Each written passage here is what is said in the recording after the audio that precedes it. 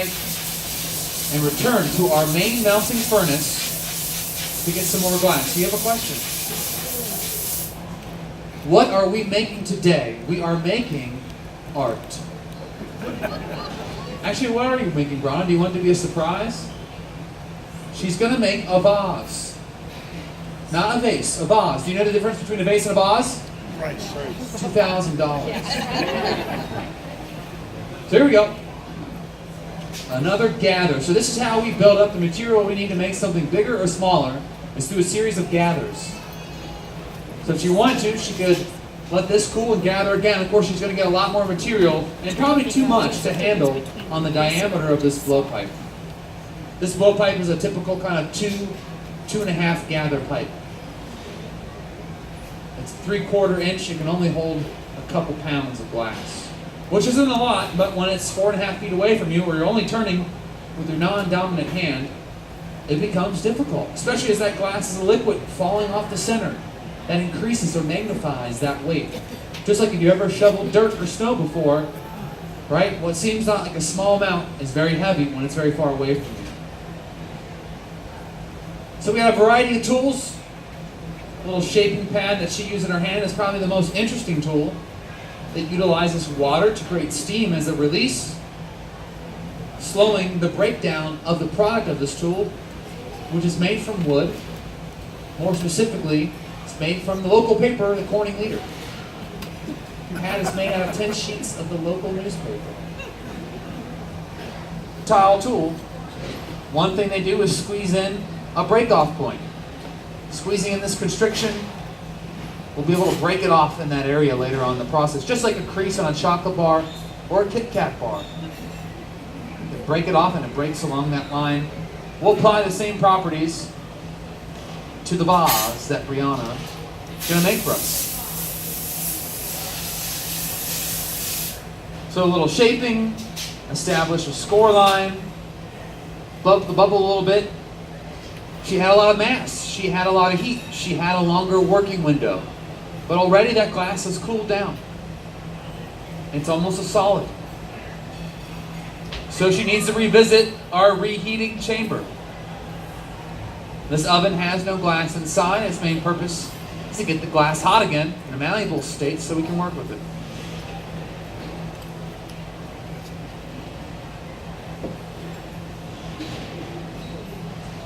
Now, the deeper you place it past the front of the doors, the hotter it's going to be. And the more the bubble will get exposed. So she's not really trying to heat up that score line, that very thin point. She doesn't want all that weight moving on that small point. So she's only placing the lower 2/3 into the heat. She's got to work quickly. She's got to know what steps she needs to get done, because she has a 6 to 10 second working window, and then the glass will be a solid again. So every piece we make has its own recipe, a series of steps. And depending on how you heat the glass, how much you have, subtle verities in temperature of the room, amount of glass and such, that recipe may have more or less steps, no matter how many times you've made a piece. So Brianna's going to rely on her 8 years of working with glass to respond to it, to make it to be the final image that she can see in her head. And she has a plan, right? She knows what she wants to make. Because some things, like the shape she's making, has some very certain steps that if they're not established, you'll never be able to achieve that shape in its end form.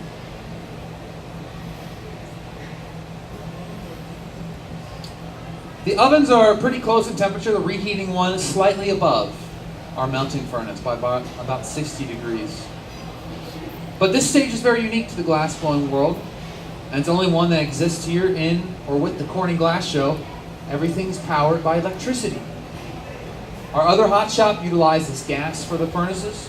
Up here in the innovation stage, we're utilizing electricity. And it's a different heat source. It's more radiant, it's a little slower, a little softer, but you can still utilize it to work with molten glass. The heating source inside, the coils are made of molybdenum disilicide, which with enough current can generate in an insulated oven well above 2,000 degrees. We initially created this electrical equipment to go onto vessels that can go onto water. And this summer, we have our glass barge, which is circumnavigating from Brooklyn back to Corning along the New York Erie Canal. And it's celebrating the 150th anniversary of the move of the Brooklyn Flint Glass Works to Corning, New York. And traveled and made the same journey. You can learn more about that at 3 o'clock back here in this room. We do a special show called the Crystal City. It utilizes a little bit of hot glass demonstration with a slideshow presentation to talk about that history. So you notice she squeezed that bubble, she heated it, she let it extend out, and now we have this beautiful hourglass shape. Yes, ma'am?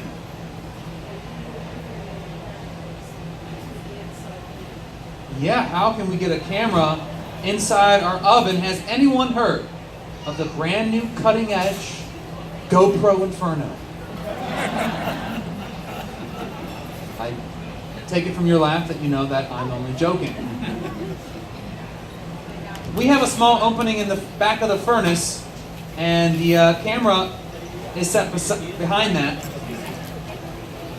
And there's a small piece of glass that protects the camera from the hot temperature of the furnace. It's called fused silica. And it's developed here in Corning in 1934, and it had no purpose until the 1960s when it made its way into the space shuttles for the NASA program. It melts at a temperature of 3,800 degrees, so it's going to be able to withstand our 2,000 degree oven. So that's why we're able to see inside the oven, and you only get that image with a Corning hot glass show stage. So we got a little bottom established here on the base. We're going to transfer it to a new rod, what we call the punty. It'll act as a secondary handle. So I got a little glass here in the end of this solid steel rod. And Brianna's going to attach it onto the bottom. We'll turn back and forth to establish the center point.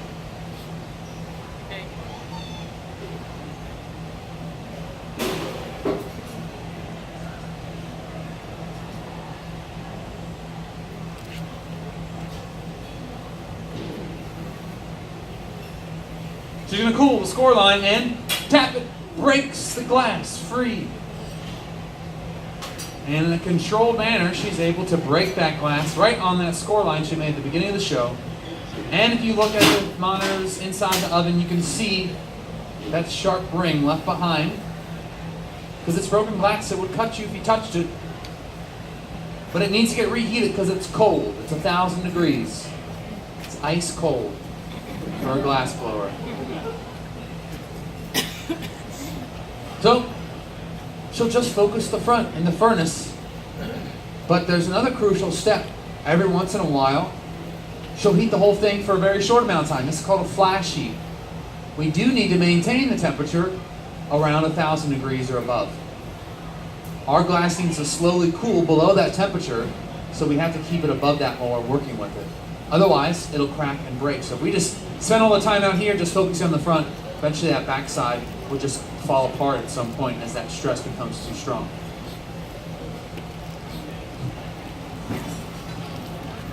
So Brianna's only been working with her light opaque blue. We also have a nice, beautiful, dark, transparent blue. And I'm going to roll into that color for what will be a decorative wrap or highlight that's going to go around the outside of her object. And so, anytime with glass, it's all about timing, temperature, and teamwork. So she knows that she's going to need this piece to be ready by the time she's finished tweezing and trimming her form. So putting in that score line, glass is usually a little thicker, it breaks off slightly uneven. By pulling it away, it thins the material. Make it look a little more elegant. And then cutting free those little pinch marks that were just kind of part of the process.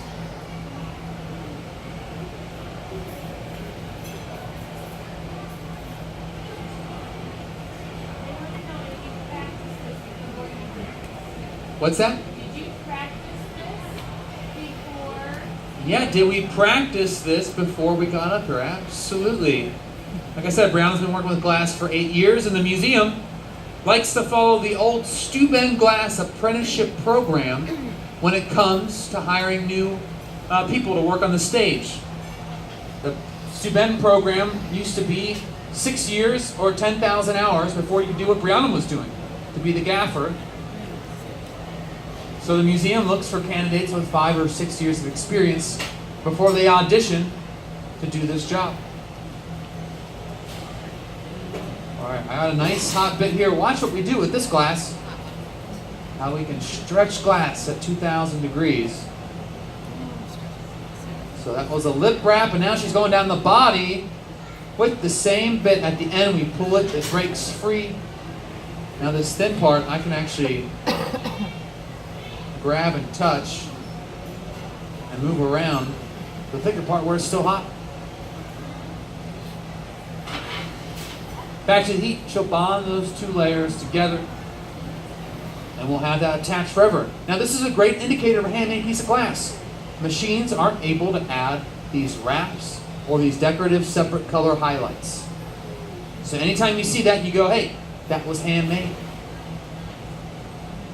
Another great indicator of a handmade piece of glass is to turn it over and look at the price tag. You notice how much faster the process has become now. As that glass thins, she sits down, touches it with her tools. That takes heat out of the glass, so that pace is really quickened. And she's been working really hard for this one final moment here. And she's going to utilize the heat of the furnace and the power of her rotation speed to finish out the final form, right? Whenever we can utilize the heat and the forces of gravity, those are the best tools for any glass blower. So once she sees the front of her vessel start to collapse from the heat, she's just going to turn faster. And this last moment, hanging the form down, slowing her rotation, it's going to collapse into these folds. But over time, it's cooling, and it's going to capture that once fluid state for eternity.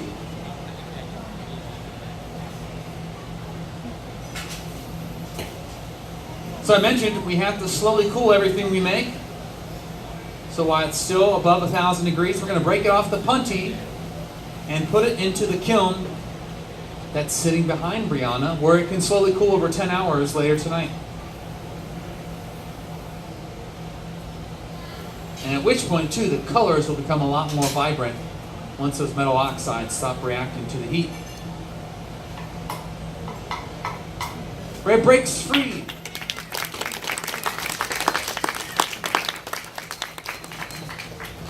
Little scar mark left behind. It gets blasted by a 3,000 degree torch to smooth it over. Blow it into the kiln. How about a nice round of applause for Brianna Barron? A really nice vase for you this afternoon. So I mentioned about the multiple things we have to see and do here. One, that show at 3 o'clock that I mentioned earlier. We also have cutting demonstration down the ramp that also supports that show. We just remodeled our exhibition space about the Crystal City and Corning and glass making here in our 35 Centuries Gallery. And if you want to know what it's like to work with glass yourself, you can always head across our parking lot to our Make Your Own workshop, and you can work with a glass artist today and make something out of glass. If you have any questions, stick around. Otherwise, enjoy the rest.